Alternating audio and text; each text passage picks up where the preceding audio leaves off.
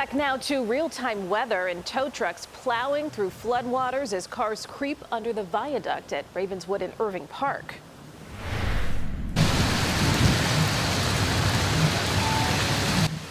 Check this out from Lincolnwood. Water gushing out of the gutter at this BP, creating swirling puddles. Our Mary Kay says it's over for now. Well, 1 to 4 inches of rain fell across the Chicago area. Flood advisory near the Wisconsin line. Another one until 12:45 here for the rim of Lake Michigan.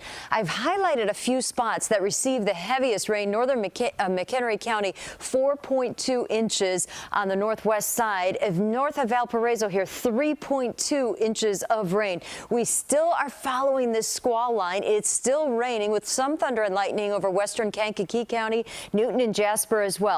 Once this moves out, we prepare for dangerous heat all over again.